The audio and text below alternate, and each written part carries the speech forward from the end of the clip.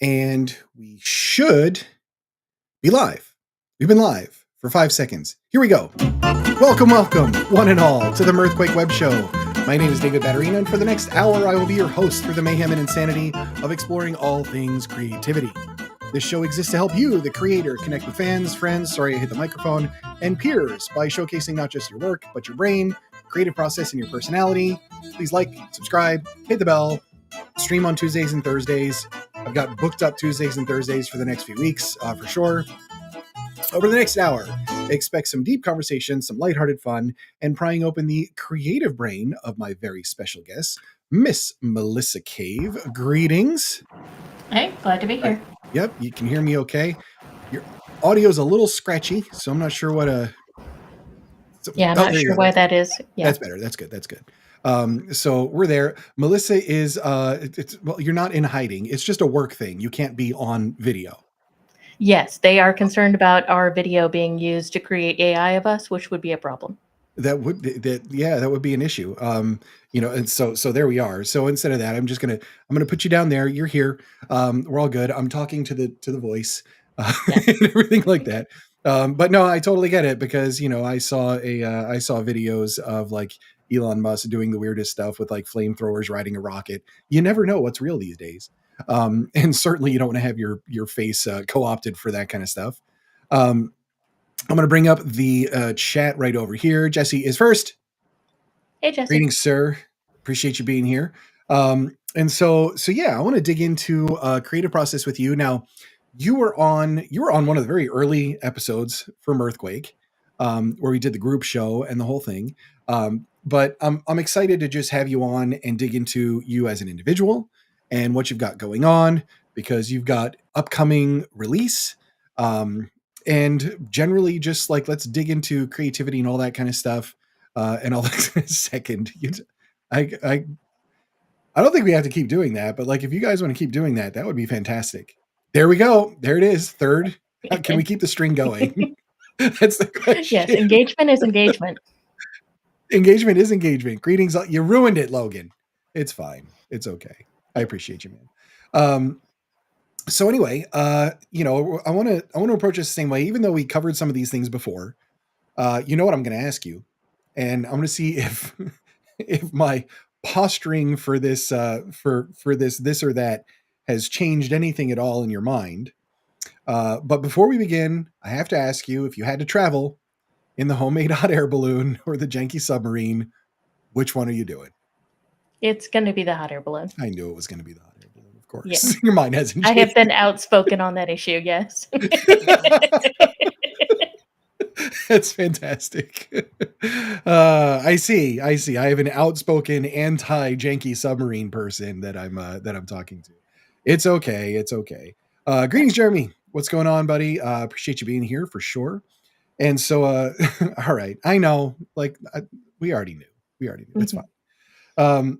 It's just me and Grimfell in the sub, and you know what? All you guys can just hang out in your balloon, and I don't care. It's where I'm going. Yeah, because with that, like, I have given it thought over time as to whether I have been fair to the janky submarine. And like with it, you do have a long time to be afraid while you're falling, but the pain is all at once and ends very quickly. Yeah. Whereas in the submarine, you've got time to suffer and think about it.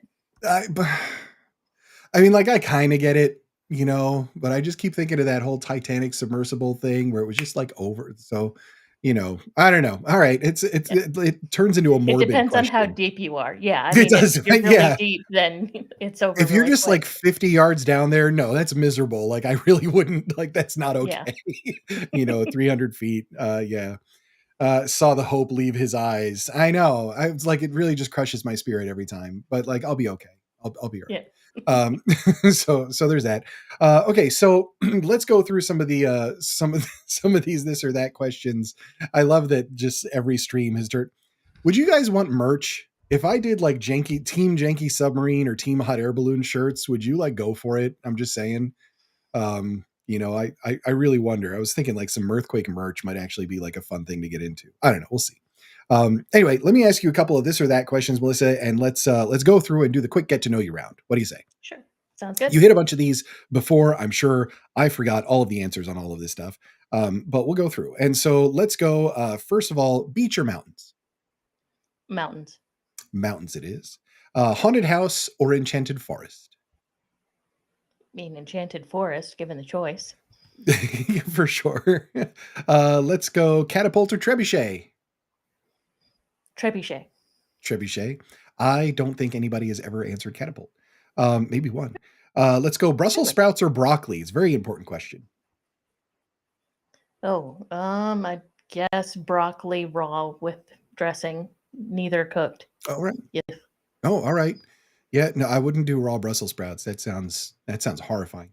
I like my Brussels sprouts with like bacon and like cheese and other stuff roasted for a very long time. Let's go. Never listen to music again, or only able to listen to the Kids Bops version of your favorite song. That's a thinking silence. That's okay. I guess I'd go with Kids Bop. I really can't stand silence.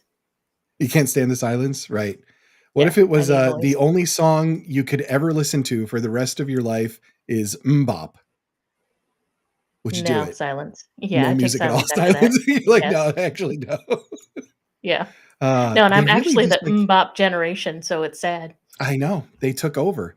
Look, they're very talented. They still play it. They're still out there doing Mhm. it. So let's say, how about own a castle or own a tank? Castle. Castle? Yeah, I kinda feel like that's a dude question, to be honest. Um, 'Cause we're like, I'm reinforced not tank, that okay. yeah, it's hard enough to drive my CRV. Yeah, there's just like for a lot of guys, I think that whole question of like, like what's your Roman Empire thing? For a lot of us, it's just like killdozer is like the Roman Empire thing. Mhm. I'm just saying. What about mind reading or shape shifting? Hmm. Hmm. Shape-shifting. Shape shifting, super fun. And let's go a couple more. We'll do tea or coffee. Coffee. Coffee. Same here. And last one, zombie apocalypse or robot overlords. Hmm. I mean, as to which I'd prefer to live through? Sure. Or be friends Yeah. with. Whatever your metric is. I mean, if I'm gonna be alright, let's play with it a different way. Let's say which would I rather be in charge of? Oh, would I you would take rather the be robots. would you control the zombies or control the robots? You'd control the robots. Yes. Yeah. Which Yeah. one would I rather lead? You know, the zombies, it's like herding cats with those guys. They're all over the place, just wandering around and groaning. Robots, at least you have code. So like I totally get that. And they're clean. Yeah. And they're clean. Right. Yeah, and one of them's not like, your friend from down the street or whatever. Yeah. No, that's good. I appreciate that. That lets us see what your perspective is on all this kind of stuff because I know you are fantasy oriented in your writing, Yes. right? Okay.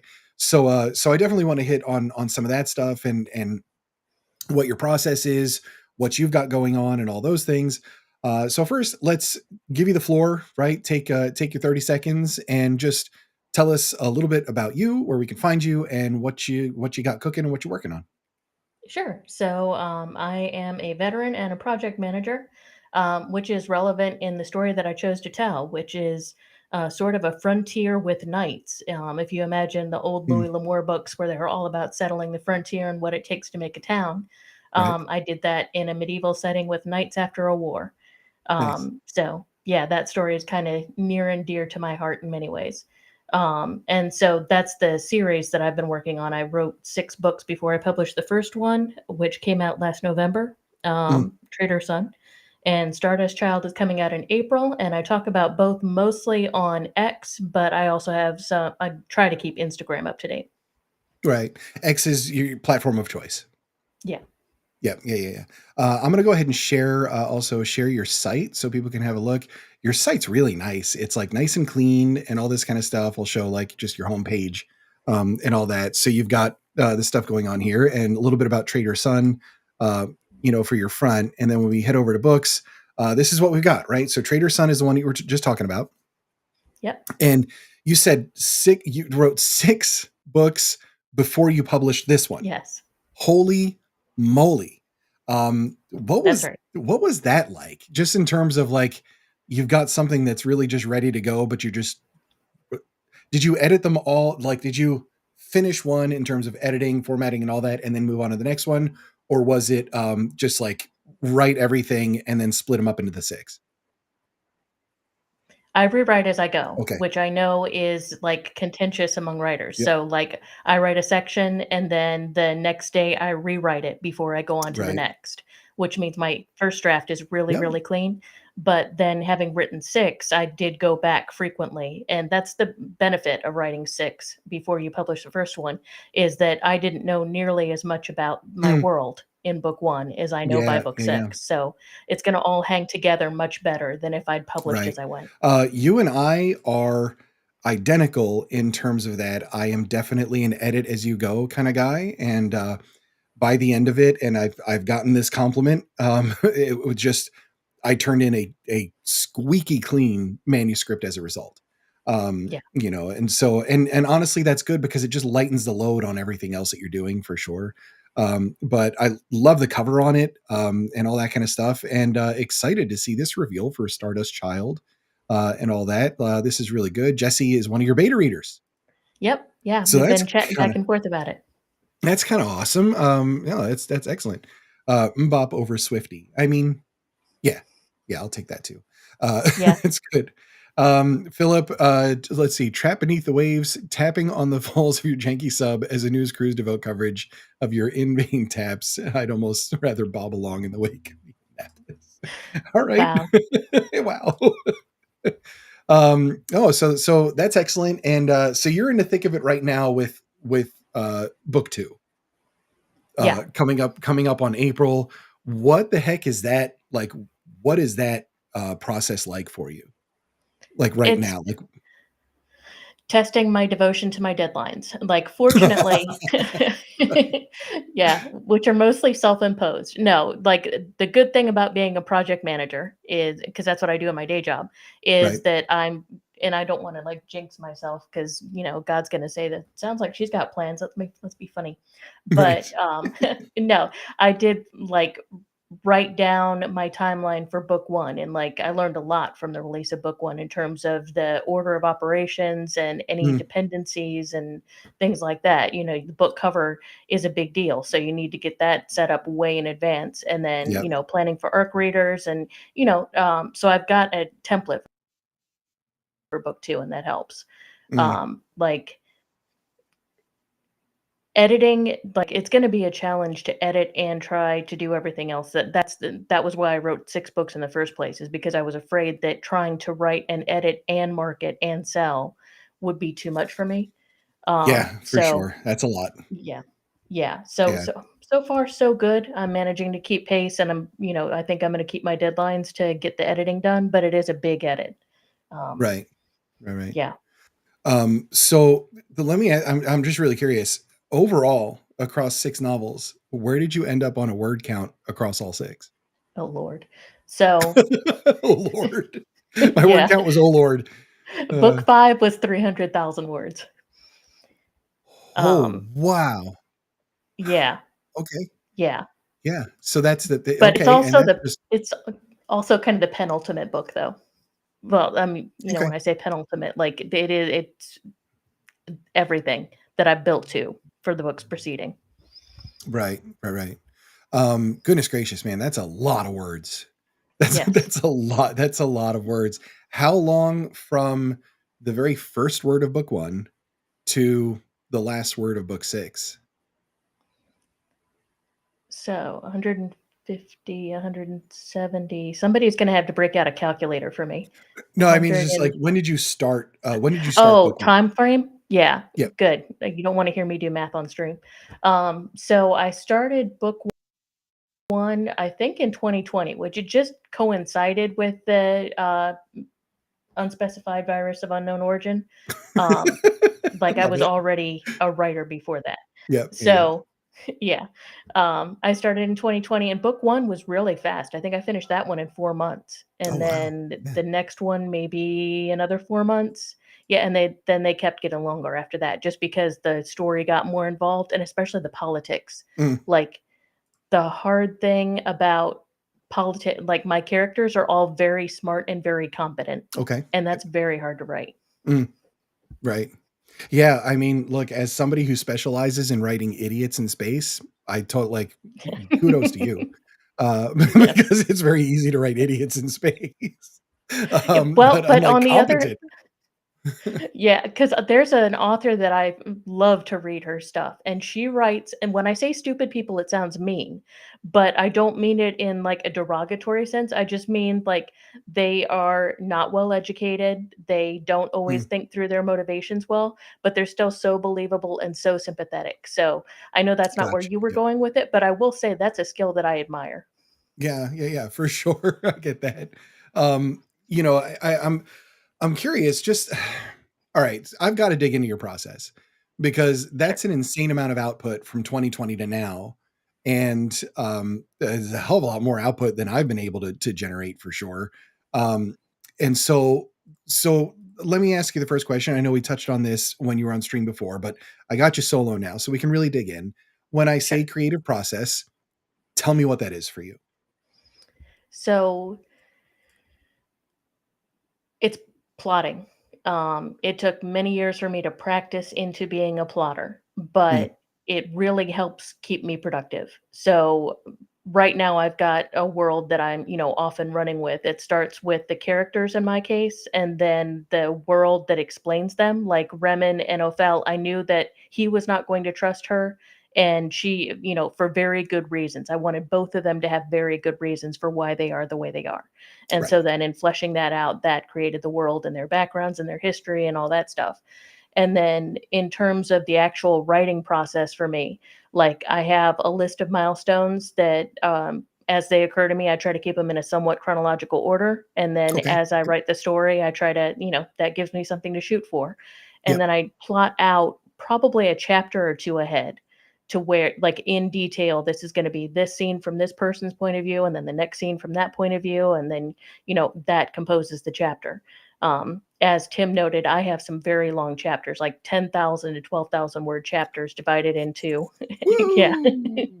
1,000 to Whoa! 2,000 word sections, So which, scenes, yep. yeah. And so usually there's like an arc in the chapter. So Mm, it'll be on a thematic subject or a single major event that I'm building up to and then have occur. So it's stories within stories, kind of. And that makes it easier for me to find chapter titles and philosophize a bit. And mm. that's just how my mind works. But yeah, and so that's how the plotting works. And like I said, chapter or two ahead. That's terrifying. First of all, Yeah. it's like that's insane. I mean, and look, like I can, it's almost like you have to have a project management background. Holy moly! And this is the most plotter energy I think I've ever had on a stream. Some people are just like, I Yeah. just write a story, Yeah. and stuff like that. But Yeah, you're well, and you're the funny talking thing about is things I that said for years I was a pantser. really. So what Yeah, like, changed? that's Like, not how s did that? plotting is how I overcome writer's block. So and, Okay, yeah. like, when I was a pantser, I always said, that the plotting stunts my creativity because I could write out I could map out a novel, but I could not abide by the outline at all. But, Mm, then when I started getting stuck and I started typing at myself, like stream of consciousness, this needs to happen, so and so needs to say this is what needs to happen in this scene, then that started transitioning into plotting. So I think that's one of the biggest misconceptions in the writing community is that you're either or. No, you can work right. yourself into being a plotter. Yep. Yeah, yeah. Yeah, it's so, honestly, and to be perfectly frank, it is something that I have to, for my own sake and sanity and output, I'm gonna have to learn more of the diligent plotting aspect of things.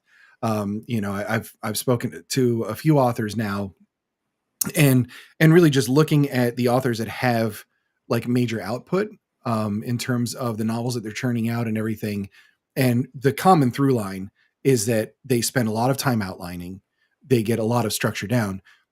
For me, and I hit this I touched on this on a stream with Henry a week or so ago, where when I do a lot of that plotting and planning, I tend to feel like it's pulling some of the discovery and joy out of the actual writing process, the storytelling process. So I'm trying to find that balance of like get some more of a solid structure down, but still be able to kind of wind my way around the story and have the fun like discovery moments.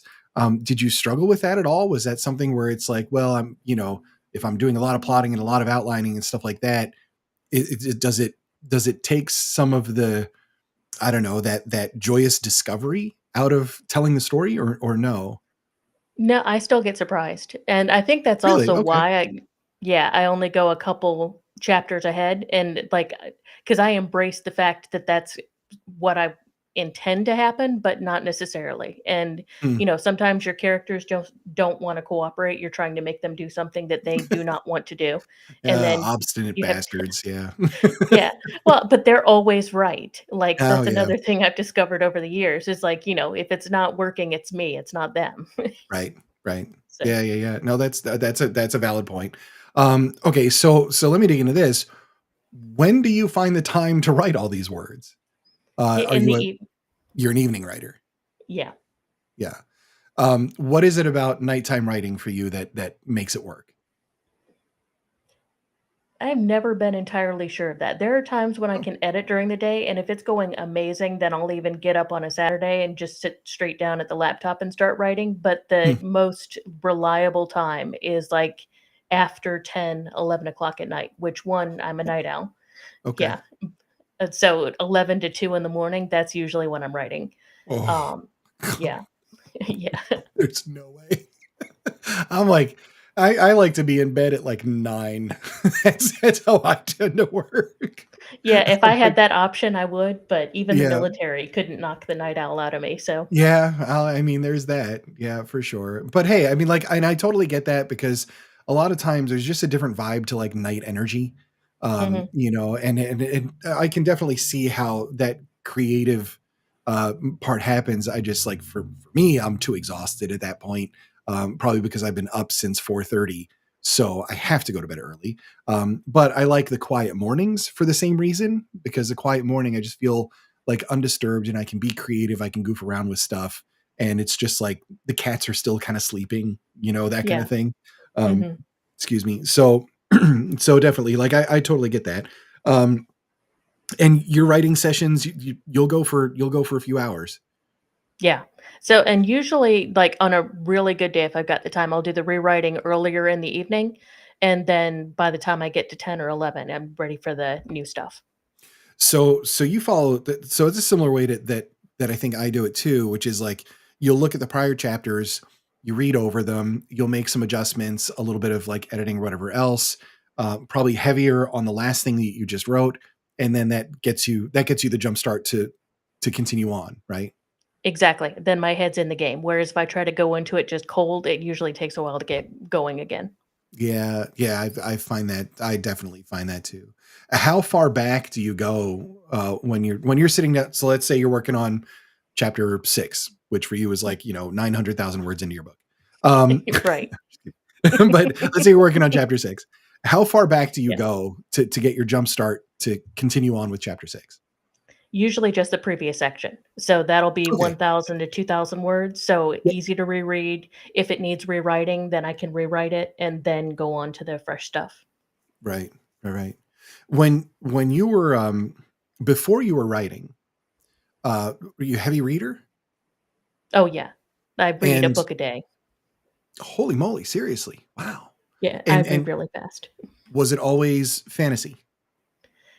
No, I get obsessive about my interest, and so I tend to yeah, like, I went into schizophrenia for a while and read all about, like, schizophrenics, autobiographies and stuff like that, and then what was the next thing? Like, I think it was, like, Men on the Frontier, so, like, famous mountain Hmm. men, so, yeah, Oh, neat. Yeah, yeah. it goes like that. No, that's cool though. But look, I mean, all of that is just, getting fresh ideas for all kinds of things. I mean, that's really epic just to dive into stuff like that. I'll Yeah, always like for me, it's not necessarily books, but I'll love like things about history, about like if it's founding father stuff, I'm totally into it all the time. Things like that. Anything that I can pick up. I tend to be just I like to read small things that that'll dump a bunch of information in there and like I'm done. Um, but that's pretty good. Actually, this is funny. Philip, you and I are identical with this. But yeah, I have to escape on a retreat. It's difficult to do it, but there's nothing better than getting up before the house wakes, sitting down with a cup of coffee, knocking out words. I like to do it in the coffee shops because I just like to watch the weirdos come in and out and all that stuff. But yeah, for that. And wow, jealous on a book a day. Goodness Yeah. gracious. Like I can do a pamphlet a day. That's good. Yeah. So you're definitely a dedicated reader and obviously dedicated writer. What is it about fantasy that draws you in? It combines a lot of things that I'm interested in, different cultures, different languages, different places, animals, architecture, like everything that composes a world. I find all of it Mm, fascinating. And, one good thing about, military background, military brat is I've seen a lot of the world. I've always been yeah, fascinated by our world. And so then getting to create a brand new one is just so much fun. And like all of its history and all the rules that hang together and, right. making it make sense. What's the most fun aspect of world building for you? Mapping is one thing that's been really fun. Yep. And then the rules. I love making up the rules. Mm, And just because it's a challenge to myself to keep them all consistent. And so, for example, yep. the nation in which my story is set is the only one in the world that doesn't have magic. And Mm, so, like all around it are magical nations, and in my world, magic is like climate. So, there's a local magical habitat that the local people have learned to deal with. gotcha. But there are benefits of not having magic, like all the people in my land are terrified of there ever being magic. They regard it as a blessing that there is none because when they go to Right. sleep and they wake up, things are what they are. They stay the same. So, but then the Yep. question becomes why isn't there magic? And or why isn't there magic? And to what extent does that influence go? And those little details, like that's where the most creative world building comes from, is the Yeah. answers to those questions. For sure. Yeah, that's really interesting. That's um I'm dipping my toes into just some fantasy, like a fantasy story and just planning things out and whatnot. The one thing that I'm just more excited about than anything else is just creating stupid maps and stuff like Mhm. that because it's just a lot of fun to do that and build the world that way. Um, but I can totally see that there's something about having these little background things that maybe aren't even it's just a small detail and maybe just Yeah, barely referenced in the book or whatever else. But even just in the midst of dialogue, it adds so much color yeah, to characters, to the history of the characters and everything else. And so being able to have I guess a bank of those details that you can weave in is just I mean it's just great for the story for sure. Do you keep like a separate like glossary Bible with you as you're doing all this kind of stuff? Like I'm just curious about how the creation weight of all of this. Where'd you put your effort and energy in to make sure you stayed consistent as you were writing? yeah. So I have Campfire, which is a really good program for like it's got templates for different types of information.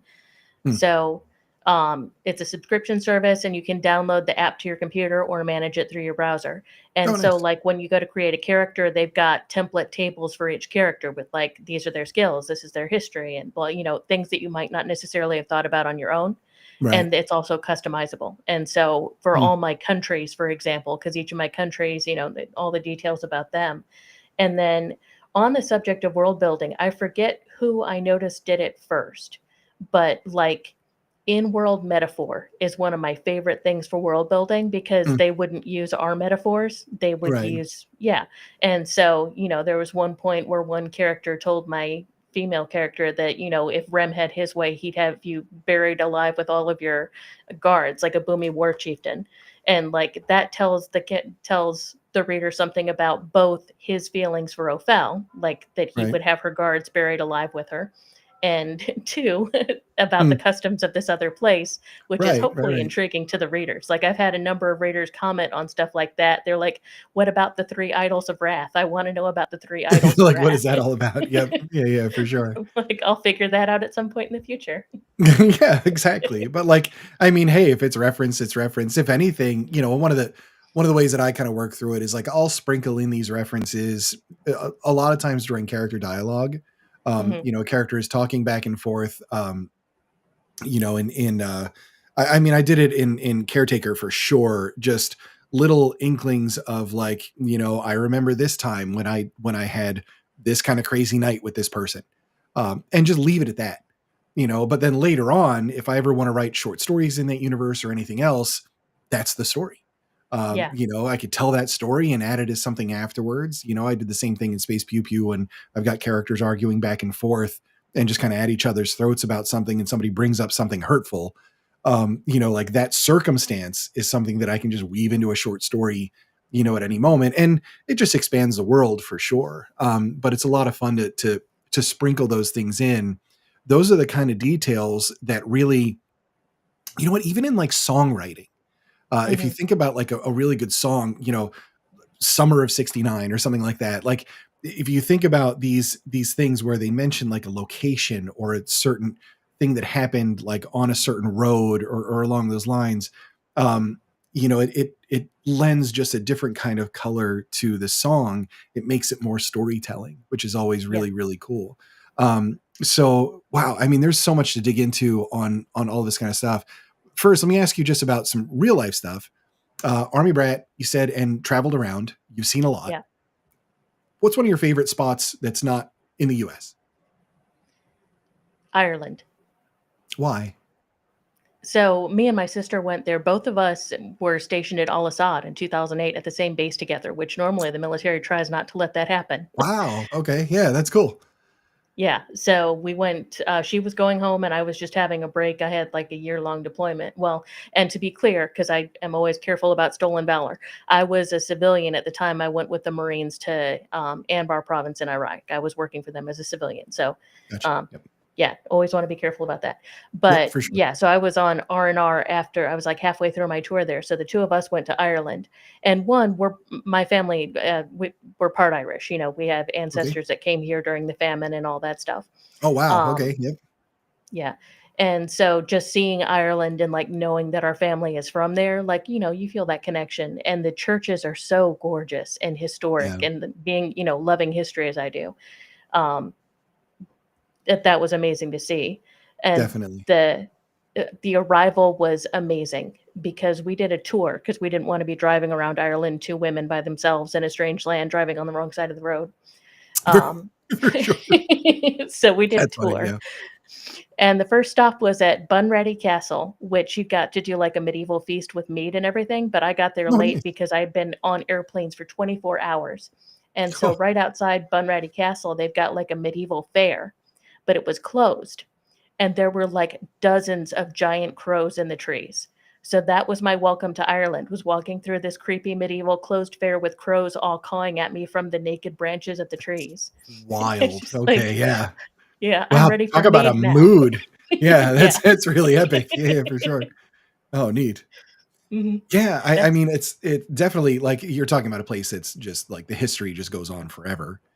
yes. First of all, and plus, just like in terms of Ireland, I guess there's so much history of like conflict, particularly Yeah. around religion, Oh, yeah. and all that kind of stuff. So like I can imagine it's just a very wild. And plus, like, do you even understand what the people are saying? Yes, but I've got a lot of online gaming friends, so I'm used to listening to Okay. Irish and Scottish accents. Yeah, Right. I'm gifted in that way. Like, I acknowledge it takes practice.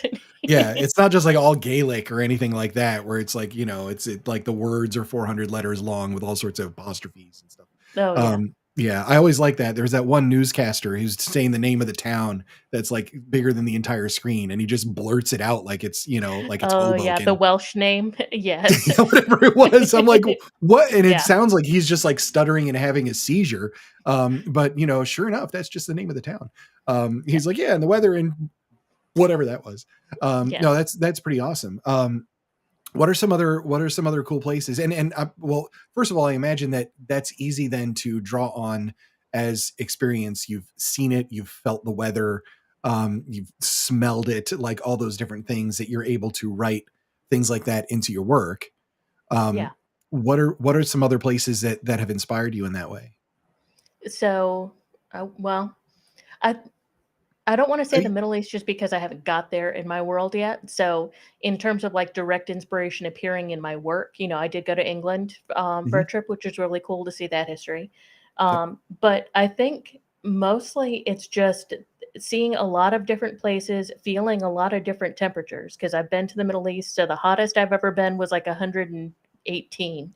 Woo! Okay. Yeah, Yeah, that's and toasty. then yes, and the coldest I've ever been was -75 because I was stationed in North Dakota. Yeah. Oh, well, that's refreshing.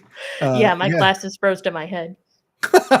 It's fantastic. Holy moly. Oh, Yeah. goodness But as a gracious. writer, like, that's what I say, writers should experience everything. Like, it's great if you Absolutely. can go on a great trip somewhere and see stuff like that, but seeing where people and, the widest possible range of experience, Yep. whatever that is, that's what you need as a writer. Exactly. If you see a person walking around licking trees, don't worry, it's just for writing. I need to know what this sycamore tastes like. Yep. Yeah, for sure. No, and you know what? I'm right there with you on the heat. There was my first time in Las Vegas.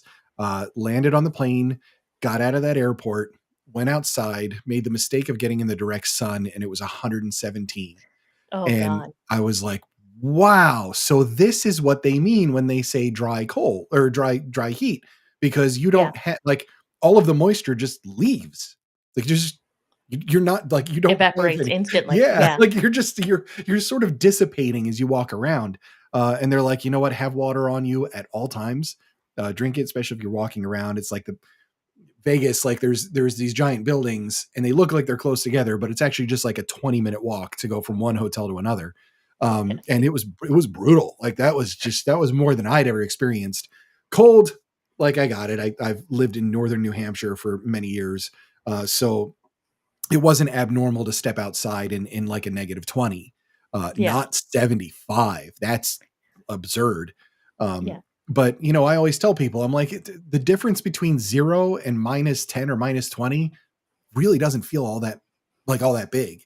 Yeah. And it's a dry cold. So like it's fine.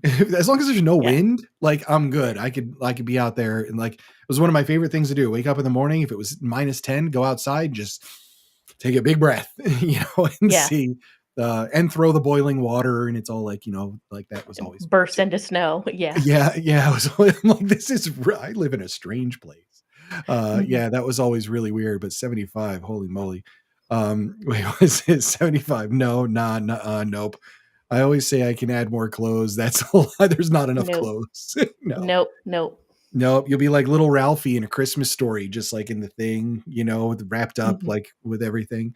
Um, so that's pretty cool, and that's an easy way to draw on the inspiration for what you're writing, for sure, and all those different things. Do you reference like pictures, images, and things like that when you're writing? Yeah, I'll go to Pinterest sometimes and just, like, look up something as an idea of just to get an idea, like, Mm, clothing especially, like, because it's a fantasy right, world, Renaissance-ish inspired, so I'll go look at historical Renaissance gowns for, inspiration for Ophel. right. Interesting. Yeah. Yeah. No, and that's. I mean that those are the details, right? Mhm. Jewelry, like all those Yes. different things that you can weave into it and weave into the story. Um, So just on process wise, and you say that you plot to avoid the writer's block. Was that ever an issue Yeah. for you? Okay, and what Yes. Like, I used what to hit a 40K wall. okay, so yeah, that's about the time. That's about the time Yeah. where you're gonna Yeah. you're gonna have an issue for sure.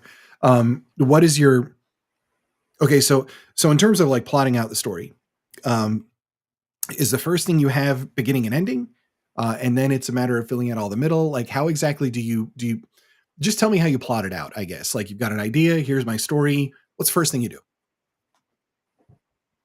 Yeah. So, I mean, writing an ongoing series makes it easier because I have an established world and characters and general arc in my head. Like I know where I had an ending in Mhm. mind for where this arc was going to go. I've thought beyond it now, but I always knew where I was aiming. And so then it was just a matter of filling in milestones as they occurred to me. And a lot of it is I've got this milestone in mind. All right, how do I get to this one? Well, that's going to depend on this one, and so then you build up your milestones as, you think Mm. of them. And then, yeah, some of them will happen, some of them won't. Like, I try not to be married to them, even if they are a really cool Right. idea. Like, it's gotta be what fits with the Mm. story. And then as I approach each milestone, I, like, type out to myself. I can't emphasize the importance of stream of consciousness plotting enough, and, like, just sitting there and typing it Right. myself. Mm. That so and so does this, so and so Yep. says that, and often that'll turn out to be the first draft of the Oh, scene. okay. Yeah. Yeah, yeah. So you just yep, yep. Yeah. You're mapping it out. Do you how far ahead so okay, so before you're actually writing story, and it's the plotting process, Mhm. is are you start to finish like it's all plotted, just looser towards the end? No. Or okay, so it is just like as you're going, Yeah. steps ahead, basically. Yeah, I don't plot the whole book and then sit like, I know there are people that'll do that, plot the whole Yeah, thing and then sit down and write it. Yeah, I've got my milestones, I have, like, a list of ideas, and then right. as I approach them, then I expand on them and see what happens. Let's see. I do it very. I think it's a great way to write a story, to be honest, because it does give you that little freedom to deviate. Mhm. But at the same time, you've got some structure. So like it's like hitting the beats on the way, Yeah. right? Like I know that this has to happen right around here. I know this has to happen right around here. Do you do it through project management software? I'm curious. No, just Microsoft Word. There you go. Yep. Yeah. Yeah, I actually do mine in Excel. Ah, And so a lot like project management software, just like merging some cells for like different characters and like as the story progresses, so like I can stretch out an arc across different things that are happening at the same time, and things like that. It's honestly it's a lot like using project management software, just to sort of see it all in one spot. I've tried all sorts of different ways. I tried, index cards of different colors on an actual physical board. That was a nightmare. But yeah.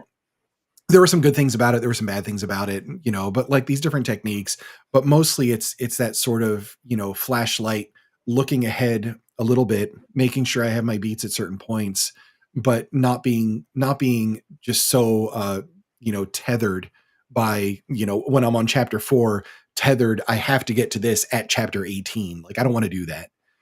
Yeah. To me that pulls the joy out of it in a lot of ways.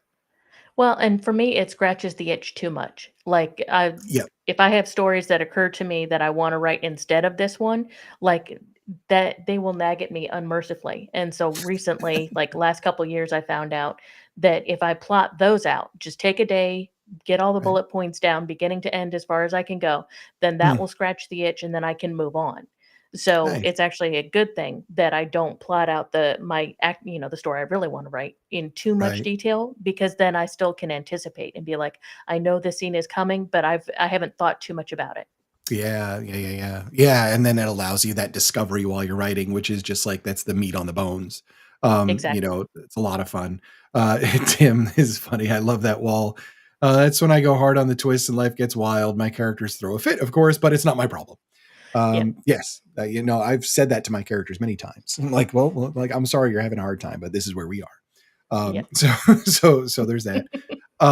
So are you a deadline driven person typically or no? Not unless I have to be. So, if I've got something like that is imposed on me, like the Amazon sales date, then I Mm. start plotting deadlines. But other than that, prefer not.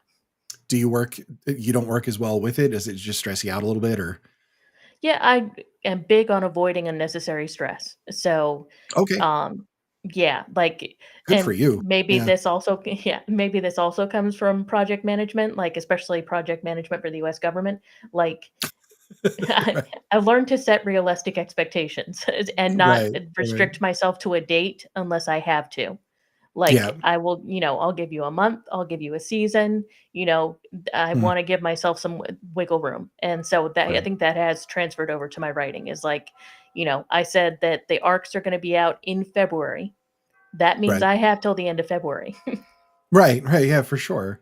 Oh, no, Yeah. that's good. I mean, I know plenty of people, and I've been guilty of this for sure.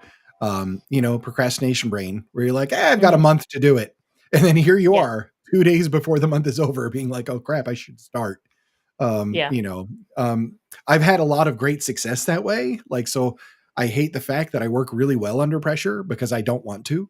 Yeah. But like it is what it is. If I know I need that kind of a spark, I'm like, well, this is it. Like I'll tell somebody I'm going to give this to you in 2 days, and then just run with it from there. So you got to hold to your word. Um, Yeah. so there's that. What about just something more fun? Do you listen to music while you write? Sometimes. So that was something I tried to train myself out of doing. Oh, Because for a while, yeah, I was really reliant on it. Like I had to have a soundtrack and I had to have this chair and at this time of day and the yeah, stars had to be in alignment. And so I tried to actively train myself out of being a picky writer. And so I've right. gotten better at just having noise of any kind on in the background. And it's kind of been a good thing in that now if I'm having a little bit of trouble, then I can go back to the music and say, all right, now I got to Mm, focus. I'm not able to focus as it is. So it gives me another tool in the box that I'm right. A, not reliant on it, and B, like I'm still saving the music. So it does help me. I've got it there when I need it. Right. Yeah, I'm sorry, I can't write dialogue today. Mercury is in retrograde. Yeah, So exactly. I'm gonna have to just and now I have to stick to outlining or Yeah, whatever. well, and it gives Yeah. you another excuse. And that's the last thing you need as a Yeah. writer is more excuses. Like, Oh, I don't yeah. have my blanket. Yeah, that's true. I know, and I'm so guilty of that, really. I'm a really picky writer. And it makes it hard. Like, it makes it hard to do this kind of stuff, like, where it's like I've got like a half hour I can throw something out. Like, ugh, my process doesn't really. I'm like, well, I'm not in a coffee shop. I don't have coffee. I'm not watching things. My laptop isn't charged. I can't write now. Like, you Yeah. can, and It's and so all it takes some wrong. time to work out. Yeah, it's like that's having the habits that help you get into that frame of mind. It's fine, as long as you can do those. Like, there's nothing wrong with being a ritualistic writer, Yeah. but having to have the like you said, the planets need to be aligned, and it's the great conjunction. Otherwise, I'm not going to write something. There's that. And really, you guys bringing up the bringing up my singing. Yeah, she's got them big old thighs, Jesse. That's how it works. And yeah, Esmeralda, the short story. That was a Uranus is in the microwave again. I like that one. That's yes, absolutely, 100%. It's a little toasty. Um, but yeah, the short story that I read the other night, Ballad of Esmeralda, that was a 3-day project because I had the deadline and I wanted to make sure I got something out and got it submitted. I didn't know the project existed until 3 days before the deadline, and I was Wow. determined to get something out. So it was just like, well, here we are. Um, and sure enough, like, it turned out great because like I work well under those circumstances, and I hate that, because I want to work well when I'm just not stressed. But like, hey, it is what it is. Um, so what about things like critiques and things like that? How do you handle beta readers getting critical feedback, how it's applied, and all those different things? Like, um what's your I guess methodology for that? So I've been in writing groups for a really long time, so I think I've gotten pretty good at accepting critiques from other writers. Yep. Um, I've also gotten pickier about what critiques I'll listen to, because they kind of have to prove themselves before I'll listen to it, and then at that time, then whole heart, whole mind open. Mm, But also, like with experience, you learn where your critiquer is coming from, and I think understanding the feedback and knowing what to listen for and like right. how to listen for it are skills So, Mm. if you've got a reader that's not as big into romance, for example, which is a component in my stories, then I'm going to take that part of their critiques with a grain of salt. Whereas if I've got somebody who's Yes. a veteran telling me that the strategy sucks, well, I'm going to really listen to that. So, Right, for sure. Yeah, yeah, yeah. Let's listen to the guy with combat experience on the combat scene. Um, exactly. for sure. Yeah, no, that makes a lot of sense. And you know what? It's really funny. And actually, I'll say this: it's been surprising to me. Here we are on episode 28, right? And so I've talked to a lot of people, and I always ask the critique question, and almost everybody to a T is saying like, I put it in its appropriate place. And I really thought I'd have more people that are just like, I hate it and it destroys my spirit and like all that kind of stuff. But it goes to show the maturity of people where it's like, all right, you have to know where it's coming from. And also understanding that not everybody is good at delivering critical feedback. Yes. So sometimes you're going to get somebody, typically a type A, that's just going to really like lean into it as if they're pissed off that they have to critique you. But you understand that it comes that it says a lot about the person instead of like what they're delivering, and being able to filter that out, I think, is very, very important. Um, Yeah, well, and also distinguishing critique from review, because critique, I've asked for your feedback on what you think of my story, not just as like a reader, but the technicalities. So one, I'm right. trusting you to have a little bit of technical knowledge and to be able to discuss that with me. Yes. We've laid the groundwork. I know what to expect. Yep. But reviews like that, until and yay, JJ Angle. Thank you. I hope you do like it. First one is more romance heavy than the next ones. I always warn people that because I know that romance is some people are hardcore against it. Right. So there is some in the first book, and second book less so. But anyway, no, because reviewers that took me a little bit of processing. I would say probably when I started putting the arcs out, Mhm. probably 2 weeks before it stopped disturbing my sleep. Oh, all right. Yeah. Yeah. Yeah. I can s I get that. Because, well, again, I'm a dweller. So, it'll what they said will get in my head and then I'll start arguing that with them in my head and then it's 4 o'clock in the I have morning. no idea what you're talking about, and that's a total lie. Yes, I please, if ruminating was an Olympic sport, gold medals all day, baby. Like I got it down to a T. Everything that's going on in there is just like it won't let me rest or anything like that. I totally get it. And it's usually when I'm in that state of mind, I know that I know what it is that tends to be bothering me. It's just a matter of like, how do I deal with this to get it out? To be able to move Exactly. past it and just go to sleep soundly and be okay. And it's usually, just like anything else that takes root in your mind, it's you end up making it bigger than it really is. And so that's an important thing. Um, no, I appreciate that actually. That's a good way to phrase all of it. Now what about just creating and writing in different emotional states? Are you able to write if something is really bothering you, you're pissed off? Are you able to write if you're like, do you have yes, yes, I am a professional overthinker. If anybody needs coaching in how to overthink things so it destroys your productivity, let me know. Yeah, he's And thought a lot so about it. yeah, for sure. I keep thinking about starting that. But is there any kind of like emotional state where you're just like, I cannot write, or is it just basically like I'm able to drop my BS and get the words down regardless of what's going on? Yeah, I'm not good at overcoming emotional states. Fortunately, I don't have them very often. Yep. Um, but like if I'm annoyed by something or upset by something, and most often it's like socially drained right now. That kills most of my Mm, creativity. Yeah. So like if I have a lot of meetings at work or something like that, or like I right. did another interview last week that was like 2 hours long talking about principles. And Right. by the end of that, I was like, no, writing is not going to happen tonight. Right. Yeah. Yeah. I mean, I get that. It takes some time to just kind of shake out of it. Are you typically introverted? Yes, very, very, Yeah. very. Yeah. So you recharge by having some of your alone time, being in your own world and stuff like that. That makes a lot of sense because then if you're in the meetings, you're extroverting. that drains your battery, and you need the time to recover before you can get to a baseline again. You know, there's all sorts of like introversion versus extroversion in writing. There are all kinds of things. If you know what introversion and extroversion actually are and what that means, because it doesn't mean I hate people. I Yeah. love people. I'm a 99% introvert. But I Mhm. love being able to dig into conversations and do things like this.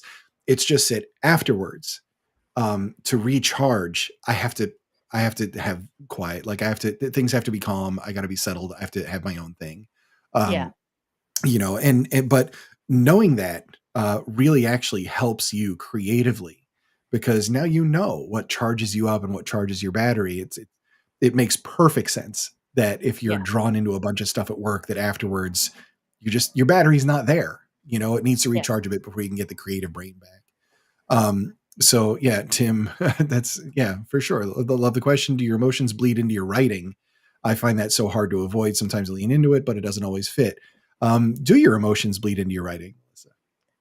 I would say the emotions in the writing bleed into me. Okay. Like, yeah, because there's a couple in book 3 particularly, there was one scene that was just devastating. Mm, And so that one and then, like, there's other stuff coming up, like, I have cried because of my own writing, which I don't yeah. think that's, hopefully it's that good and we'll do the same. I would like hopefully my readers will be traumatized when I want them traumatized. Like they Right. may need counseling. But no, like Right. I try to like that does make me feel like I'm getting closer to my character's experience. Like if I'm because Yes. I think of it as I'm in their heads when I'm writing them because I write multiple points of view, Right. third person. Right. Yeah, and so I try to get as much into their thoughts and set myself aside as possible. So Mm. their emotions bleed into me. Hmm. Oh, that's fascinating. Yeah, there's definitely something to be said for that. I've had that experience, obviously not with Space Pew Pew, but with Caretaker, it's a deeply emotional story, and so I've had that, and I've shed tears during that, but only because what I was writing was so closely connected to a personal experience, and Hmm. so it was kind of like in a way just reliving it, but just through a character's eyes. But again, I feel like when you're doing that and you're so drawn into it, that makes that emotion very very real for a reader, and Hopefully, it yeah. resonates. Yeah, it Hmm. I mean, obviously it depends. And look, that reader may be picking up your book after they were just like, partying or whatever else. So like you never Yeah, know if true. it's going to hit, they may not be like in the same mental state, so to speak, but if they're following the story drawn in and they get to that point, like, holy cow, I've had people say that like I had to put your book down after this chapter for a little bit. Hmm. Because that was intense. And look, those are all good things. Like we want readers to be able to react to how we're emoting with Yeah. through our characters. Um, otherwise, it's just like there's characters and there's a story, and there we go. Um, let's see. Right, with a healthy dose of empathy for my characters. Imagine that when you read a dangerous man, buddy. I can't wait to start it. I'm serious. I'm so slow and bogged down, and I still got to finish up Sledge. But I got you next on my list for sure. So yeah, I mean that's really interesting stuff. Do you still suffer from, even with all the planning and knowing how your creative process works, do you still suffer from creative blocks? Occasionally. I understand them a lot better now. So, like, I've Yeah. got a protocol for what to do when that happens, and Nice. unsurprisingly. So, no, like, if it's not working with something random on the TV, then I put some, the music goes on, and I start reducing distractions. And if it's Right, still not working, then I start talking about why it's not working. So I'll start typing at right. myself, this is what needs to happen. Why is this not working? And, try typing out a Interesting. solution. Yeah. Right. And then if it's still not working, then I give myself a time limit and say, all right, until this time you try it. If it doesn't work, then we give up for the night. I'm just picturing like just this military generated flow chart for you that's like on your wall. And it's like, is it working? No. Like turn off the That's TV. pretty, Now is it yep. working? No. That's Talk to pretty much yourself. exactly what it is. I'm going to make a chart. Make your character yell at you. Okay, I'll try that. It's Mhm. working out. Yes. Yes. Okay, good. Right. That's fantastic. And that's good. Look, and it's one of the reasons that I really wanted to start this show and dig into this with people instead of just like books and world building, as fun as that stuff is.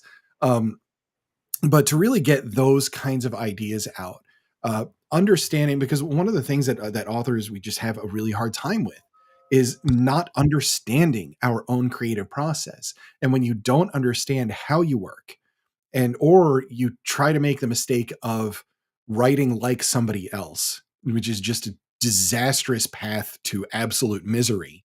It knowing that, and knowing like I can give myself grace now. If I don't write for a week or two, it's not a big deal for me. Because I know how I work. I can pick it up and I'll write again, and it's going to be just as good as it was if I wrote 3 days in a row. Maybe take a little bit longer to just like remind myself what's going on or whatever. Um, yes, I might need one of those flow charts for life. Are you hungry? Yes, no, eat food. Try a brownie. Are you sad?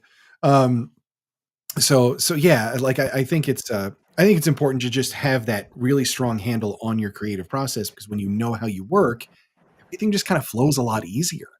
And I imagine being like 4 trillion words in your book, like you've Yeah. got that down at this point, you know, of Yeah. I wish I'd gotten to it earlier in life, but I think that's just something every course. writer has to get to on their own. Like Yeah. nothing but experience will get you there. Yeah. Yeah, for sure.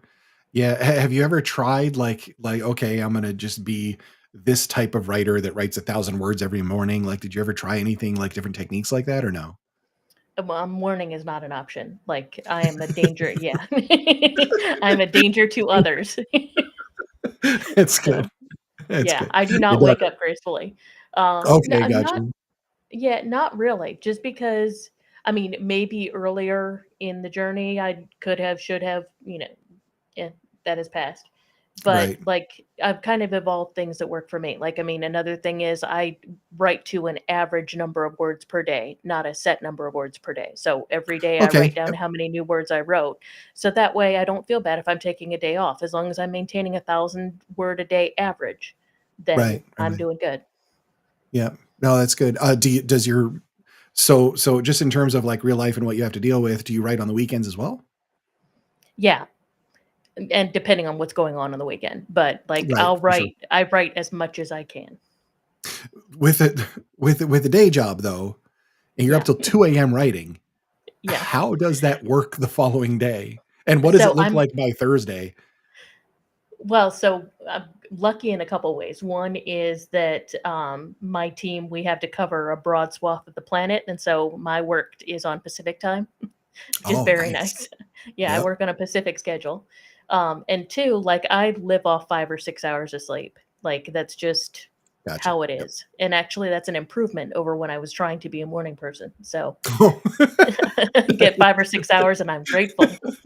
That's really good. Yeah, yeah, yeah.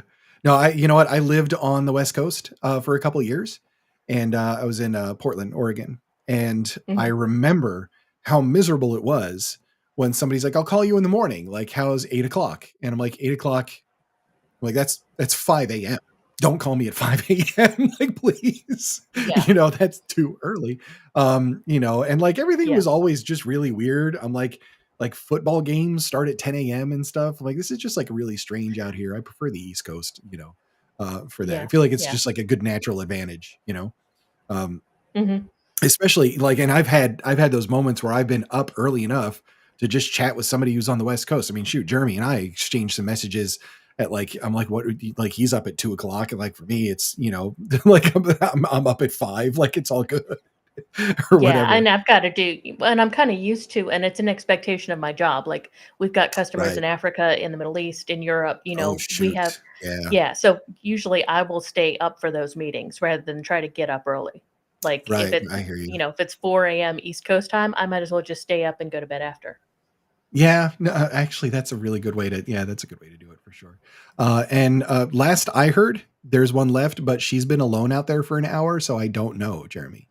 So hopefully it's still there. So I'm going to devour that when we're done. So what about any kind of a time where you were putting words down, you were writing, and just creatively, maybe an extended period of time, it felt like a real slog. And what did life look like if that ever happened? And what did you do to pull yourself out of it? Yeah, so book 6, that one was rough. Well, I mean, I Yeah. say that about every book, but book 6 was a side story that was covering the events of books 4 and 5 from a different character's perspective. And so, with all of that already laid down, and like I have to abide to it, I have to reconcile to it, that made Mm. it really tricky. And then I also went off in the wrong direction for like at least 20,000 words. Oof.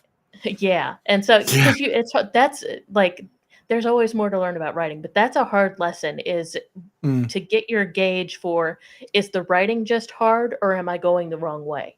And how far do you keep Right. going? Like, I'm still pushing, and in that case, like, I pushed far further than I should have, and I fortunately managed to recycle a lot of it, but I did have Mm. to, like, scrap the whole thing, go back to the beginning, and be like, "Alright, why isn't this working?" Right. Yeah, I tend to be that more of like a an instant cut and run when I Mhm, feel that coming on. But that's again, that's like that's sort of a skill that you end up developing in a lot mhm, of ways where it's like I don't it's again, it's a creative process thing, right? Like you get a sense in yourself where it's like I'm not sure. As soon as I think I'm not sure, no, cut it, get rid of it. What can I write that I'm sure about? mhm. Um, because I have gone down that, and I always no, don't shush, don't touch that last brownie. That's mine. I'm gonna take these headphones off. I'm gonna go eat it right now if you do that. I'll fight you. So it's like that. I don't know. It's sort of this thing where I just feel this internally, like as soon as I start to feel that coming on, I'm like, I have to go in a different direction. This is wrong for me. And I have whatever I write, I end up saving. So like if I have a chapter, maybe like my chapters tend to be like 2,500 words, 3,000 words. My longest chapters are still under 5,000 words, and Mhm, so like I have chapters that I will set aside and I'll just save it because like I'm like there's good writing there. I can pull some of that out and use it elsewhere. Just treat it like the a carcass that I got to peck at from time to time, to or what have you.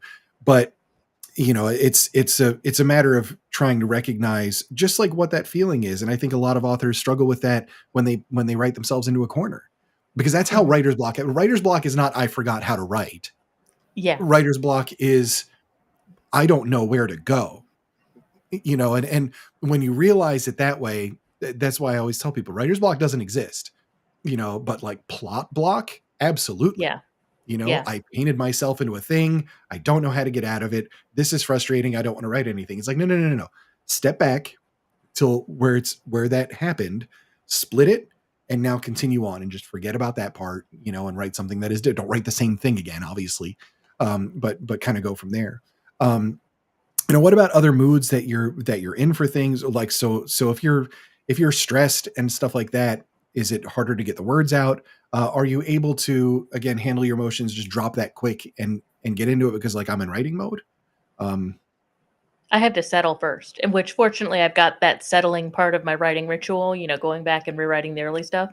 Gotcha. So usually, yeah, like if it's nothing big, then I can rewrite and I'll be ready to go by the time I get to the new stuff. We But take to the it, flow chart. Yep. yes, yes, refer to the flow chart.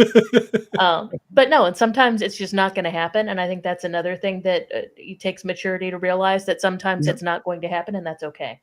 Yeah, yeah, give yourself some grace. Absolutely. Yep. Yep. Did you write any words today? No. Did you listen to Mbop from Hanson? Yes. Well, maybe that's why. Totally get it though. Um, so what about other so what about just artists or anything, be it like a musician or like an author or whatever else that's out there that kind of inspires you or that you respect, just the output? Is there like a particular director for movies or anything like that where you're just like, I really like the way these stories are told or anything? Like where are some of your inspirations in terms of like media? Okay. So I'm gonna say Breaking Bad, which everybody always says Okay. that, and I'll be brief. Scene transitions, to be really specific about Breaking Mm, Bad. Like, I have learned so much about scene transitions from that show because there's one famous one, which spoilers for those that haven't seen Breaking Bad. Somebody's going to be going spoiler alert in the chat. I mean, There's it's one me, but it's scene. okay. Yeah. Yes, there's one scene where Gus kills somebody and like Right. cuts his throat, blood everywhere, and the transition to the next scene is ketchup on a plate at a diner. And so, yeah, visually brilliant. Well And so played. that, Yeah. yeah. And so, like, from scene to scene, like, Hmm. leading from one scene into a next, like, I learned a lot from that. And then, Interesting. Yeah. yeah, another one is Black Sails, which first season was kind of meh, but it got really good in seasons 2 and 3. I never saw it. I've heard that though. I've heard Yeah, that it was a good show overall for sure. the monologues and the writing is Hmm. incredible. Right. Yeah, just Huh. like beautiful, evocative, and like so multi-layered. Like there's one Right. character that frequently cites Bible verses and like against what the other characters are doing, and it's just so profound and gorgeous. And like I try Right. to learn from things like that. Nice. Yeah, yeah, yeah. No, that's good. I just watched finished out. I had seen it before, but I watched it through again with Jacqueline, Severance. And Mhm, because they're starting a new season this weekend and all that. And just like the mood of it, the writing is brilliant. It's just like it's a very like the show really hones in on liminal spaces. Every mhm, scene is some kind of just like, and it's very unsettling that way, but like the dialogue is kind of in contrast to it. It's sort of like in a lot of ways chummy with people, but like in this really kind of sinister overall like thing. And I love mood stuff like that for sure. mhm. Um, Breaking Bad, I made it through a couple seasons, and then it just like whatever was going on, I didn't end up finishing it. I did make it to the chicken place, the chicken restaurant with Gus, Yeah. and all that kind of stuff, and then some of the stuff like in the basement and all that. Like I made it, and I know the story and like what happened. Obviously, you Mhm. can't avoid spoilers forever for an older show, but Yeah. I do remember that the writing in it was really solid. What I always loved about it was that whole thing where in the very beginning they show you a scene that makes no sense. And by Yeah. the end of the episode, you understand how it got to that point. Yeah. And that's something that I try to do in my writing is like, let me throw you into something where you're just like, you're like, what is going on? Mhm. But then unravel it slowly. That giving that discovery to a reader is really great, because like Yeah. it gets everybody engaged and pulled in for all that. I'll have to put Black Sails on the list though, because I've heard that from multiple people. Um, Yeah. yeah, I also did a Silo. Silo was really good. And there was another one. No, I forget. I forget by now. But like Yeah. it's always like I always lean on movies. I'm very very visual. So like even when I'm coming up with a story or whatever else, I watch it first a bunch of times before I'm Yeah. throwing down the scene and all those kinds of things. Um, so there's that. Um, what about anything else that just like so is there anything that like you come across during the course of the day where you're like, shoot, I need to create something like that. That right there inspired me. Is it Yeah. like when you see other people, when you hear something or somebody's mannerisms or anything like that?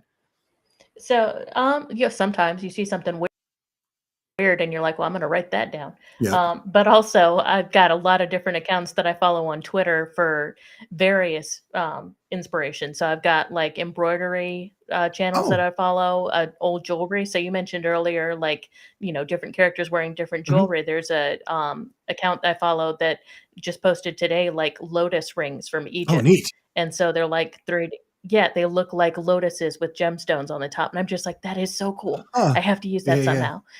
So like the whole Yeah. But lapis and then the lazuli other kind of like yeah, yeah, yeah. Yeah, and then the other thing that, we were talking about earlier, which was the Portuguese Right. granaries, which I'm like, because like the problem of a granary is something that every culture has had to solve. Like, what do you do once you harvested the corn, the wheat, whatever the grain Right. is? And so, every culture has a different architectural style of their granary. Right. And there was a video I saw today on Twitter where it was just so haunting. Like they're all moss covered from the 17th century granaries in Portugal. Right. And like the way they built them, and they're propped up, and like very, just so cool. And I haven't decided, like, I haven't described the granaries in Tressingale yet. So Right. I'm it actually, I'm going to inspired me. bring it up because I just found it on your page and went to that video. I want to share that real quick with everybody because it's really freaking cool. Like this was really cool. And I saw it on your page and I was like, Yeah. what are these structures? They almost look like shipping containers, but they're not. They're Yeah. very different from that. Let me see if I can get it up on here. Yeah. Yeah, this was the one, right? And so it was like these really wild, Yeah. yeah, I don't know if you can see it all that well. I ended up, I can see it. Yeah, I yeah. can see it. So just really, really incredible like structures. And these were like from the 1600s or whatever. Yeah. And it is, that's just wild, man. That's really, really neat. So yeah, like I see stuff like that too. And it is like that tends to inspire you to be like, well, that's neat.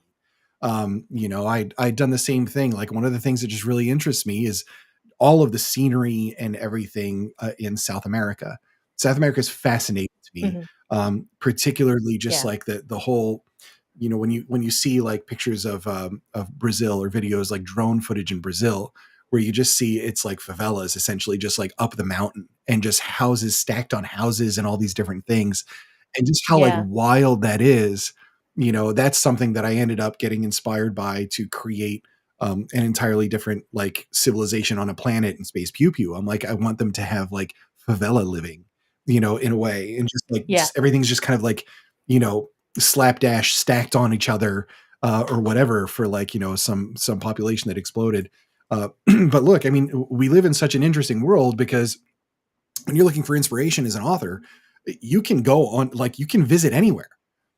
You Yeah. can go to Street View on Google Maps and you could just be sitting there in the middle of Hmm. Rio de Janeiro or whatever and looking around. Now you're not getting the sights, the smells, or pickpocketed, or kidnapped, but at the same Yeah. No. time, like you can at least get some feel for like, okay, if I'm standing in this street, this is the insanity that I'm going to be experiencing.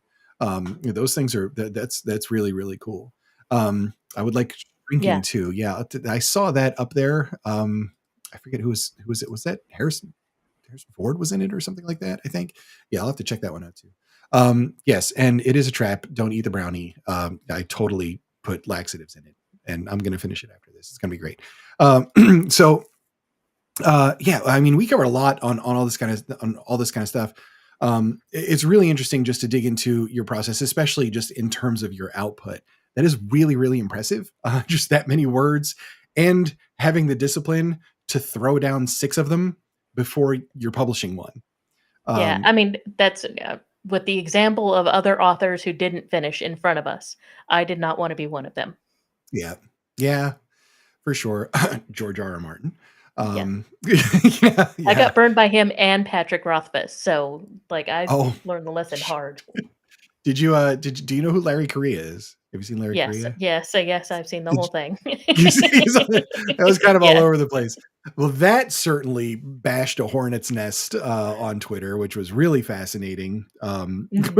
Just for those of you who don't know, I'm sure everybody's probably seen it, but Larry Correa just put a dedication in the last book of his series, and it just said, "Look, George, it's not that hard."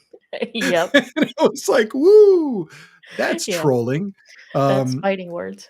yeah, yeah, but like there was the entire Sad Puppies thing that he was in, and Oh, yeah. everything like I that, know which there's a history there. a Well, and the other huge thing, history. Yeah. yeah. And the other thing, like, I do feel like, to get sort of broader, more philosophical, I do think we Mhm. have an obligation to our readers to finish the story to the best of our ability. And if we Yeah. can't, to say so. Yeah. Like, Yeah, you for know, sure. we don't owe them books, but if we're selling a product, we should be clear about what it is. Right.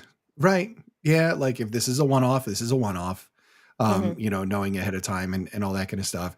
And look, I'm a little guilty of that. I'm a few years out from a sequel for Caretaker. But it's been on the radar more and more. I actually have a bit of it, like quite a bit of it written.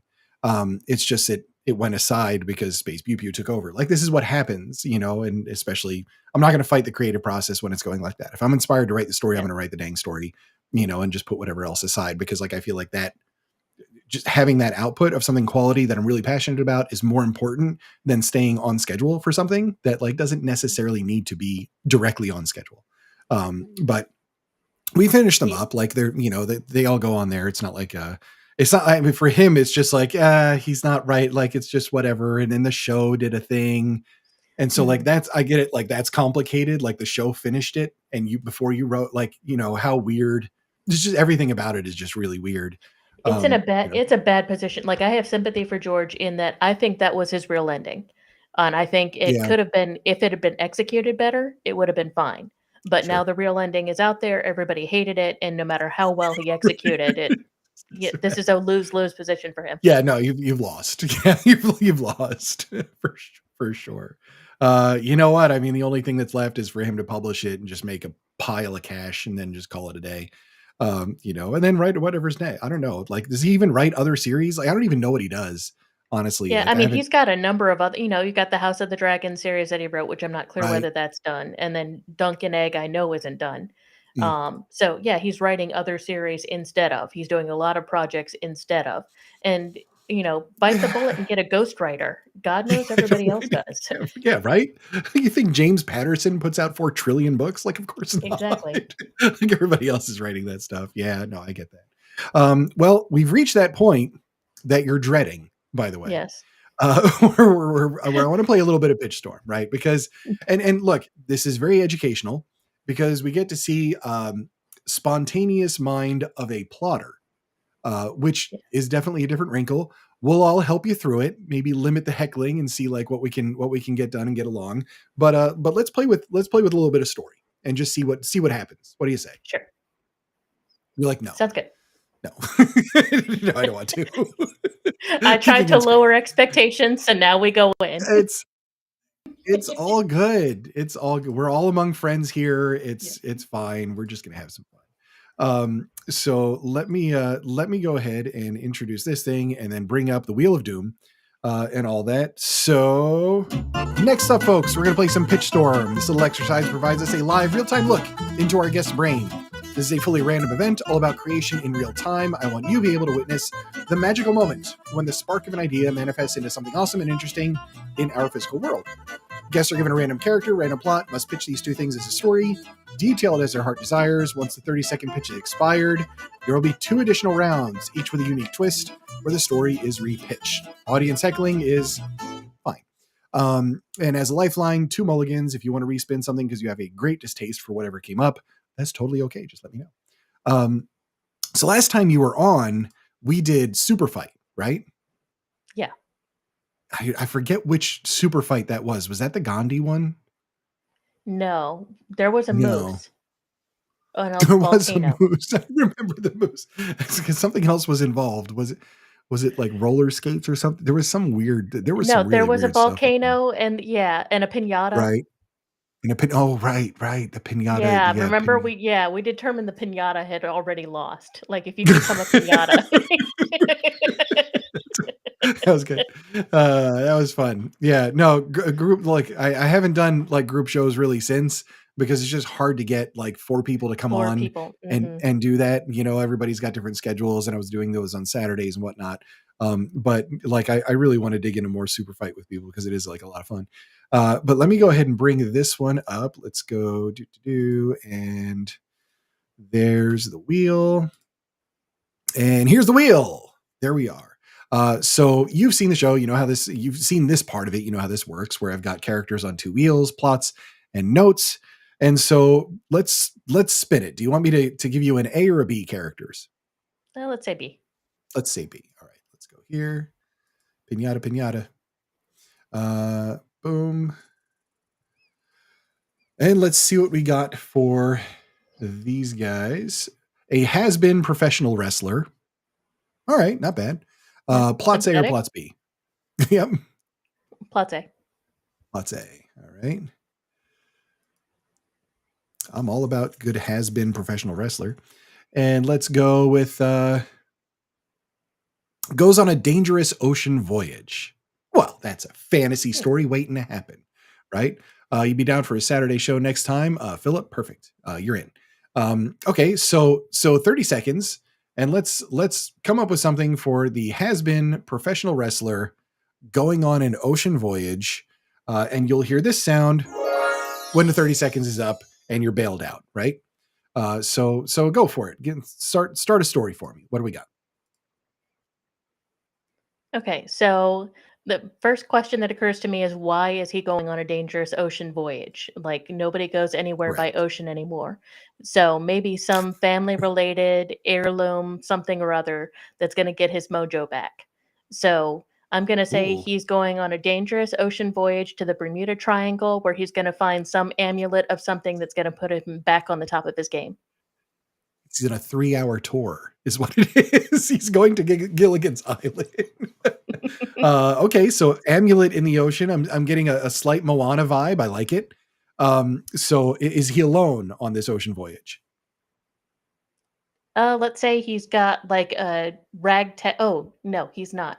So he's got a fortune hunter on board, Oh, younger woman who wants it for, her own sort of mercenary purposes.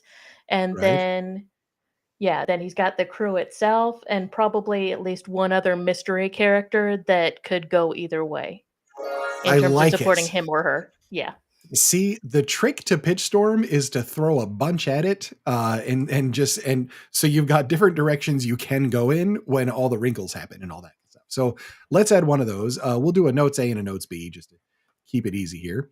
And our first one, let's go. Great idea. Everyone gets superpowers. All right. So describe some superpowers that the has been professional wrestler would have, and go for it. okay. I mean, that's what they're going to the island for. True, true. Somebody's got. What about the mystery character? Maybe they already have something that's going on. What can we add in there for a wrinkle? Yeah, so the mystery character maybe he's already got the power of the amulet. Nice. Yep. Or looking for more power. Always Yeah, good. could be. Always good with greed. Yep. Yeah. Everybody having superpowers defeats the whole purpose of the plot. It does. Yeah, yeah. That is a tricky one. Actually, you know what? I'm gonna respin. Okay. Yeah. I don't Let's like that respin it. wrinkle. No, that's good. That's good. Let's go and give it another whirl and see what we get. We're gonna go with. We need to win the Cannes Film Festival. Add some artsy French stuff to Oh, there we go. it. That's what the other character is. He wants to document all this. Okay. So, okay. No, I like that. Actually, that worked well in King Kong too. Like you had the filmmaker along for like the Exactly. disastrous like thing.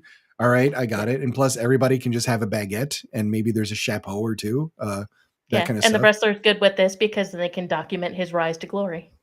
Oh, all right. See, that's how we Yeah. do it. Okay, perfect. All right, so we have a documentary crew and making this into a bit of an artsy thing, and they're searching for this amulet. We've got one more spin, and we need to get to an ending of some kind. So let's see what we get. Do, and your last wrinkle is crazy thought. Let's see the entire thing. Set the entire thing on a space station. Sort of Okay. defeats the purpose. Can we work with it? Maybe this artifact is in space. Yeah, and that's kind of the direction that would be the only possible direction that you could go with it. Right, for sure. All right, so tell me a little bit about it. You got 30 seconds, and bring it home to an ending. How do we resolve this? Does the wrestler win the day? Okay, so let's say in the process of trying to retrieve the amulet, they all get transported up to space where they have to have the final confrontation to get it. Oh, So, nice. yes. So, say the amulet's powers are kind of divided among them.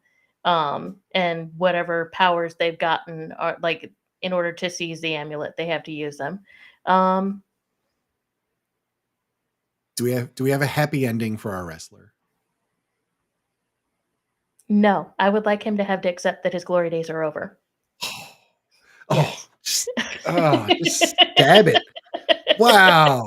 You know what though? Yeah. Would totally win the Can Award if that was the Yeah, there ending. we go. Yeah, they don't want the happy ending. It has to be just like some artsy thing with some like, like a little bit of violin music and just him sobbing, Yeah. his entire career is over. Look, that wasn't so bad. You did well. That was good. Yeah. We got to work on these things, right? This is You got a story out of it. you know what? That was a good respin. Actually, that was a very good respin choice. Because that one was a little bit Yeah. weird for sure. What do we have? Like a new comeback hours after the conversation is over. Oh yes. Jackie's superpower is thinking about the dumb thing I said years after I said it. I don't know what that's all about. Yeah, no, I've Yes, totally I been there do that too. Yes. for sure. I tell people that my superpower is the moment my head hits the pillow, I fall asleep. It takes me no time Oh, to that is do that. lucky. Yeah, of course. The thing is, like, but if I get up at like 3 a.m., like that's it. I'm up for the day. So it's Oh, very precarious. But like, every superpower has to come with some drawback, obviously. So there's mine. there you Let's do one more round. Let's get through one more round here. So characters A or characters B? go. A this time. A this time. All right, let's run it. See what we get. Do. We're gonna go with a duck with anger issues. Oh, okay. Plots A or plots B? Uh, B. B it is. All right. Angry duck. That's a weird prompt. I got chased Uh by a swan once. there you go. Struggles to impress Zeus, king of the gods, who happens to be the duck's father. Wow. Well, I mean, there is That precedent for this. I guess so. Give me 30 seconds of what this would look like. Go for it. So, well, we've already got the myth of Zeus turning into a swan to seduce Leda, who was Helen of Troy's mother. So, in this Excellent. case, yes, Zeus turned into a duck to seduce a duck, I guess. And so that's how this divine duck was born. Yeah, And that's good. yeah, like normally they turn into humans when this happens. Like Helen of Troy was a human, she wasn't a Right. swan. But in this case, the baby duck got stuck, and that would explain why he's pissed off about it. And so he has to go on a journey to win his godhood, and assume his human form. Excellent. Hey, look, I'm invested. So let's throw a wrinkle in this and see how much weirder it can get. We'll do a notes A, notes B. It's easy enough this way again. So on A, what do we get? Here's our first wrinkle. What if the main character is a ghost, but they don't realize it? Ghost duck. Yeah. Yeah, Respin it or run with it. I'll respin it. Respin it. All right, let's give it another. Yeah. Let's give it another try and let's go. Zeus and a duck. Yeah. What if they're let's insert a new one. That's too many respins. Let's go one more. There's a couple of those floating around in there where you have to do like another spin on another wheel and the whole thing, but I try to keep it Oh, easy. okay. All right, so we're trying to win the Sundance Film Festival this time. How about we tell the story backwards? Is what that is before you Okay. see it. You get a So how lot do of we do film this? festivals. There is there was a whole card pack of like film festivals. I actually have an entire card of like weird awards that you try to win. So like you have to spin the story towards one of the weird awards. But hey, we're in Sundance. We won Cannes, so now we're in Sundance. So Okay. we gotta add some like temporal kind of storytelling to this thing. So how would that look?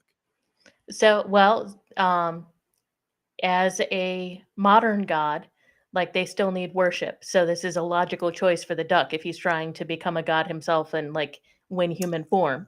He needs to Yeah. attract worship, and being in a film is a good way to do that. So he would try to be he would want to make a film about a noble hero duck. Um Oh, yes. So like how could a duck be a hero? I mean, Howard the Duck pulled it off. Yeah, this is It true. was a terrible movie. It was really truly awful. Uh, yeah, okay. So duck nobility by having the story about the duck, the Yes. noble duck. All right. Yes. No, I like it. Look, bailed out on 30 seconds on that one. Let's get to an ending on this one. So we'll wrap it up with your last spin. And Tell me what the resolution is if the main character was captain of an interstellar spaceship. Okay. I'm sensing a theme. So we are going with So, Howard the Duck. Yeah, I know I mean, yes. it's totally random, but like, yeah. So Okay, sure. All no, right. I've So what's got it. I've what's got showing it. up in space? So, Do it. yes. So, this is gonna be a story about a duck civilization, an inspirational story about, like, from the beginning, like, human the dream of flight, only it's ducks. And so, Right. like and so it's the inspirational story of ducks, like, forming their own society and, eventually graduating through all the technology into space flight. Wow. I like it. For Yes. sure. Yes. I would say that we have a happy ending. Duck gods in space, basically. No, that's good. That's actually, see, that's what this entire exercise is all about. Just come up with it, throw it at the wall, see if it sticks, run with it, and all those different things. As a plotter, you did very well. Thank That you. was that's good for sure. So we've been at it for a while here. I want to wrap up. But before we wrap up, a couple things. First of which, I want to give you another just opportunity to plug what you got going on and tell us where we can find you on things, and just that reminder for anybody who's watching the stream afterwards and all that kind of stuff. Sure. So I'm Melissa J. Cave. That's real name and pen name, just about everywhere. Trader Sun, the first book of the Empire of the Stars, is on Amazon. It's about knights settling a frontier and trying to build new lives after a long war. So if you're tired of grim Right. dark and you'd like something a little more hopeful, I've got that for you. So I'm on X. I've got my own website at melissajcave.com, and I'm on Instagram. So those are my primary areas where I post. And then Stardust Child is coming out in mid-April of this year, book 2. Yep. Excellent. And you're in the thick of wrapping that one up for sure, right? Yep. Yeah. So Yeah. Is major it the nerve edits. wrack? Is it like the nerve wracking time, or is it like are you good? It's nerve-wracking, yeah, because It it's a is. lot that needs to get done, and normally I need time to let things settle before I Mm, can look at it again, just so that my eyes are fresh, and I'm not right. gonna have a lot of that this time. So, yay Yeah. for, uh, Jesse James, who's gonna be reading the last round and telling me whether it flows or not, because God knows I can't tell. Nice. That's good. That's good. Look, sometimes it takes a village, right? Like you need people helping Yeah. you and back there. Have you ever written anything, gotten it out there with like no beta readers or anything like that? I mean, fan fiction, but, That try kind of to do stuff. better with the published stuff. Yeah. Yeah, yeah, for sure. For sure. I hear you. No, that's good. And let me ask you one last question, which is for anybody. Okay, so especially you, considering your creative process, considering all this output, writing 6 books at once, and then publishing and all that kind of stuff. There's a lot of authors out there that are struggling. They struggle with the writer's block, so to speak, Mhm. or getting those kinds of things done, or just not having a handle on their own process. What advice would you give to somebody that's just having a hard time trying to get the words down, trying to get some traction? I brainstorming. Find a way to brainstorm it and get the like it's going to look different for everybody. Some people like to make those little web maps and some people like post-its and stuff like that. For me, it's the stream of consciousness writing. Like I'm very word oriented. So Hmm, putting things into words is how I, manifest it. get it out of Um, here. yes. Yeah, Yeah. So whatever it is, yeah, like find that first step, whatever it is that gets you into the story and gets the ideas flowing. right. That's wonderful. Excellent advice, honestly, and for sure. I think a lot of us, like we just kind of get stuck in our own head on it, and if you're just thinking in circles, there's something to be said for getting the pinball out of the pinball machine, so to speak. Yeah, So well, you the can just blank like, page is that's the hardest part is when that page is yeah, blank. So yeah, whatever it takes to get something on it, that's right. how you get going. Right, right, right. Yeah, and just accepting that what your process is what your process is, and it's great to chat with you, just to see how you do that and how good of a handle that you have on your own. Really, like even with the flow chart, like, am I listening to music? No. Am I like, did you Yeah. have a snack? Like, are you hangry? No, Yes. or whatever else. I mean, like, just it's loaded with good tips to get around all that. So thank you, Melissa. I really appreciate it. And it was so nice to have you on just as a solo guest. I know it was hard to schedule it at first, but now with this platform that I'm using, it's easy to have you pop on, and we've got you just in a little square instead of just like the disembodied voice Yeah. going on and all that kind of stuff. So really thrilled to follow the release. Certainly, shoot me a message. You'll be posting about it, I'm sure, so I can amplify that for you too. Yep, will do. And I'm excited to see you having this out. What about the schedule for the rest of the books and all that? Like, how far out is this going for releases? Yeah, every 6 months. So the next one Wow. will come out November of this year. Yeah, and so on. Wow. All right. Yeah. When is it going to be time to write something new? There is no that is not forecast on the horizon. Yeah. Like, yeah, there's a whole trilogy because I've finished Yeah. the part that like I've got to the ending that I first visualized, Right. but there's still a whole thing, like at least a trilogy and side stories to come Yeah, after that. So for sure. Oh, that's good. All right. Look, there's you're going to be busy. That's good. yes, Yeah, yeah, no, that's all right. Listen, I really, really appreciate it, and thank you so much. Thank you so much for being here and all that kind of stuff. And chat, really appreciate you guys too being active and protecting that last brownie for me. Thanks, even though Jeremy, it looks like you were trying to get her to eat it just to be like a jerk. yeah. That's okay. That's okay. So let me wrap up with this. Melissa, hang out with me for just a second, and I'll talk to you in the green room afterwards. Right? Sure. So here we go. Folks, thank you for tuning in, spending some time with us tonight. Special thanks to Melissa for being a great sport and wonderful guest. Highly encourage you to check out all of her work. Links to all the things are in the description of the video. And of course, visit her on X and all that kind of stuff. If you would be interested in being part of the Mirthquake community and a guest on the show, it is very easy. Head over to mirthquake.show for all the deets. And hopefully soon we'll be prying open your brain and throwing it on the internet for everyone to see.